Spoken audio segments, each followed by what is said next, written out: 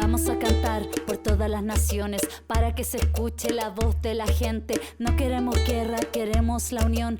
Actitud rebelde pero con intención. Esto es Rebeldes con Causa, un podcast de América Solidaria en colaboración con El Heraldo de México. Un espacio de adolescentes para adolescentes. ¡Bienvenidos! Hola, ¿qué tal? Soy Frida Soto y les doy la bienvenida al podcast Rebeldes con Causa, un espacio donde las juventudes de México tenemos una voz. En el capítulo 10, Reducción de Desigualdades, hablaremos sobre el por qué reducir las desigualdades y garantizar que nadie se quede atrás forma parte integral del cumplimiento de los Objetivos de Desarrollo Sostenible. En esta ocasión conversaremos con el director de la INJUVE, Guillermo Santiago, y la fundadora de Corazón Cultural, Sharon Ramírez. Parte del ODS 10 es reducir la desigualdad en los países y entre ellos, porque la desigualdad amenaza el desarrollo social y económico a largo plazo, afectando la reducción de la pobreza y destruyendo la plenitud y valía de las personas. Incluso México está dentro del 25% de los países con mayores niveles de desigualdad en el mundo, de acuerdo a Oxfam 2020. Y pues quisiera preguntarle a Guillermo que cómo cree que se refleja el ODS 10 en México respecto a estos datos y cuáles consideras que son los retos a los que se enfrenta nuestro país para reducir las desigualdades. Un saludo cordial a todos y a todas. Me da mucho gusto poder estar en este espacio. Compartirles que para nosotros, desde el Instituto Mexicano de la Juventud, el tema de la desigualdad es uno de los principales retos que tenemos hoy en México. Hoy somos 37.7 millones de jóvenes, de los cuales 16 millones vivían en pobreza, y que el reto es disminuir estas cantidades. Las desigualdades estructurales que vivimos y que en especial nos afectan a las juventudes solamente se pueden cerrar mediante la justicia social y entendiendo que todas las personas debemos ejercer todos nuestros derechos. Justo también es importante de mencionar que estos problemas que vivimos hoy en día en el país, especialmente con las juventudes, han desencadenado una serie de fenómenos y circunstancias que ahora muchas personas dicen que nuestra generación es una generación de cristal. Y pongo entre comillas porque es falso. Dicen que somos una generación de cristal porque nos quejamos de todo, porque no estamos de acuerdo con nada, porque nos quejamos del trabajo, nos quejamos de la educación. Pero la realidad es que nuestra generación es la que ha vivido con mayor intensidad las desigualdades económicas, sociales, etc. La precarización salarial, la precarización laboral nos han pegado como nunca y como ningún otro momento de la historia a las y los jóvenes. Por ello es que considero que es sumamente importante entender que es un problema en el que vivimos, que es una situación por la que atraviesa el mundo entero, pero especialmente en México y especialmente sus juventudes, y que tenemos que trabajar de manera organizada y de manera coordinada para poder superar este gran problema que vivimos en el país y que es producto de décadas de abandono y de marginación para las juventudes. La visión del Estado mexicano anteriormente era una visión que criminalizaba, que estigmatizaba, que excluía a las personas jóvenes, pero principalmente a las y los jóvenes pobres, que vivían en las periferias, que vivían en zonas rurales. Y ahora justo la visión del Estado mexicano, de la visión del gobierno de México, cambió por completo por una visión de inclusión, de atención a todas las personas, pero principalmente a las que históricamente habían sido olvidadas. Muchísimas gracias, Guillermo. Y ahora continuando con Sharon, ¿tú cómo ves y presencias estas desigualdades en México? Hola a todos y todas, estoy muy contenta también aquí de estar en este espacio aquí junto a Guillermo. Y yo presencio esta desigualdad, creo que un montón en cómo convivimos en esta sociedad, también cómo nos dividimos y cómo es que no hay una convivencia tan cercana entre las personas que están en situación de pobreza y las que no.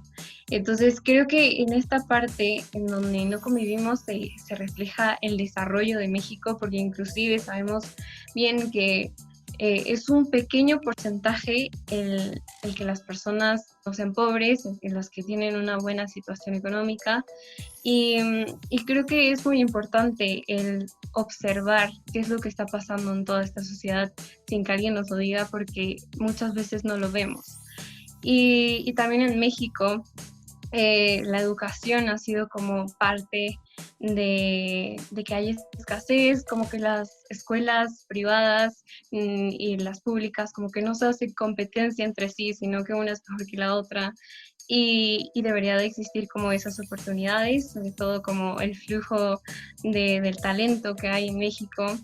Y bueno, creo que así veo a México como se refleja en esta reducción de que no hay una igualdad, más que nada. Una de las metas del ODS 10 es adoptar políticas, especialmente fiscales, salariales y de protección social, para lograr progresivamente una mayor igualdad. Pero hay que tener en cuenta que nacer pobre en el sur de México no es igual que nacer pobre en el norte, según el economista en 2020. Además, las mujeres que trabajan dedican 40 días al año en labores domésticas, los hombres solamente 16 días, por lo que hablamos de otro tipo de desigualdad. Y esto también fueron datos del economista en 2020. Entonces, estas preguntas van para Sharon. ¿Qué desigualdades consideras tú en tu experiencia y en tu contexto con proyectos, encuentros, que predominan más en México?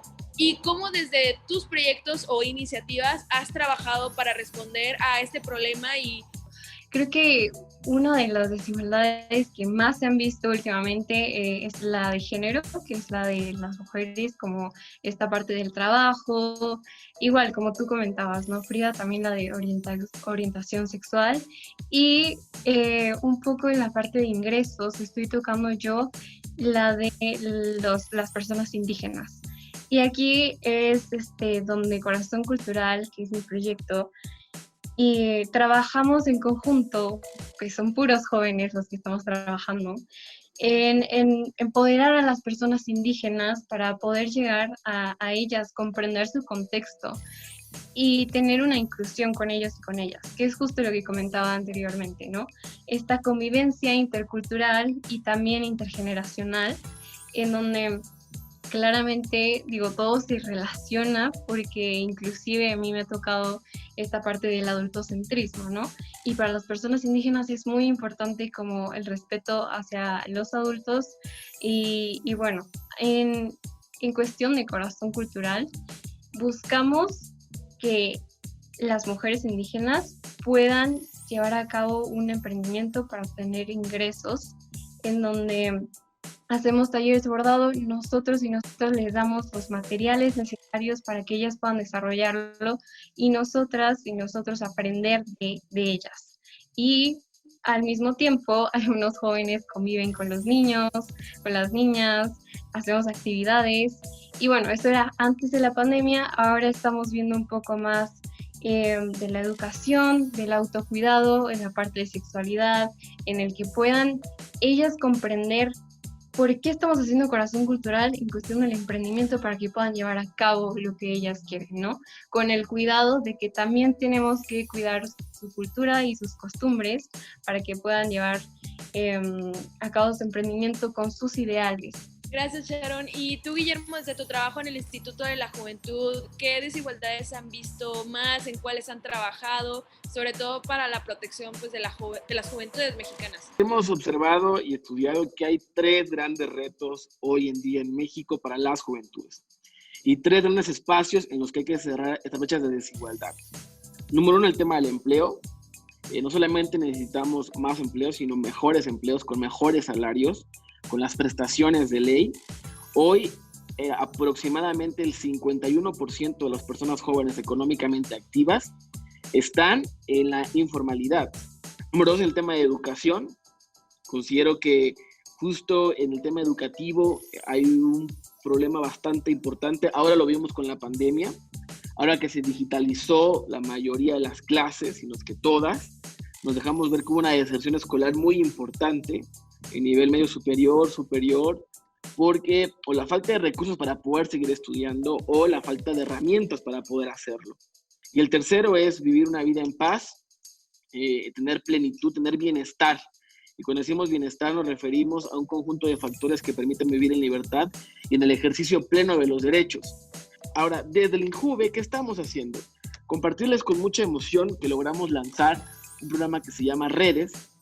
Es una red educativa de economía social y solidaria para todos y todas aquellos jóvenes que deseen emprender desde la economía social, Justo el primer componente se llama Raíces, una capacitación virtual que dará herramientas técnicas para poder emprender. La segunda parte se llama Semillas, es un proyecto que da 20,000 pesos a cooperativas juveniles que estén por iniciar o que ya hayan iniciado sus proyectos. Y la tercera fase se llama Monitores, que está dándole seguimiento de manera personalizada a esos proyectos. Y también, por ejemplo, el tema de salud emocional, que también fue uno de los grandes temas que hemos estado tocando.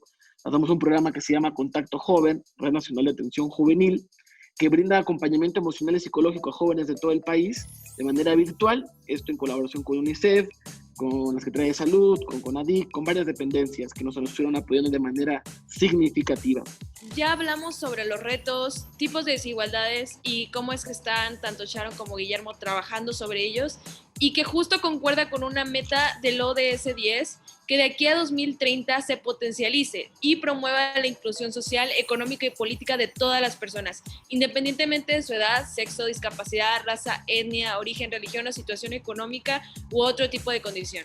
Para ello, le quiero hacer esta pregunta a los dos y esperaría que Sharon me respondiera primero. ¿De qué le podrías decir tú, Sharon, a los adolescentes para que tomen acción sobre esta problemática y pueda cumplirse lo de ese 10? Primero que nada, a las juventudes yo les diría que sean observadores del contexto en el que están, primero que nada, comprendan qué es lo que está pasando sin algo que no sea que se vea y que no se hable, ¿no? Que si algo está pasando y si están beneficiando a alguien más, que lo digan.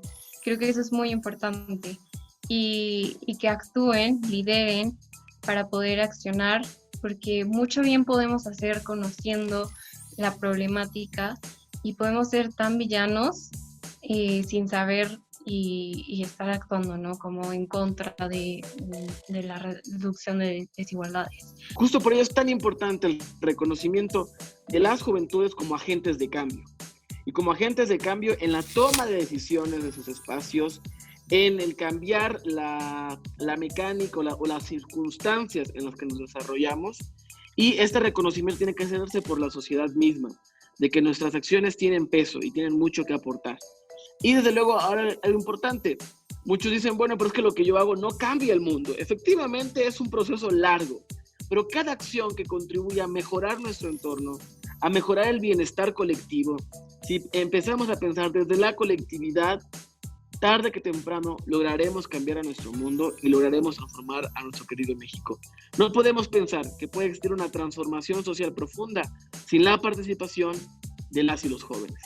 Concuerdo contigo, Guillermo, hay que hacer una colaboración intergeneracional y reconocer que pues, todas las edades también importan, que también hay una estigmatización alrededor de las edades, de las condiciones, de la clase. Y pues bueno, muchísimas gracias por sus participaciones. La verdad es que en el podcast de hoy aprendimos bastantes cosas en torno al ODS 10, reducción de desigualdades, sobre qué es lo que más nos está afectando a nosotras las juventudes en México y sobre todo también qué tipo de desigualdades son las que más predominan en el país.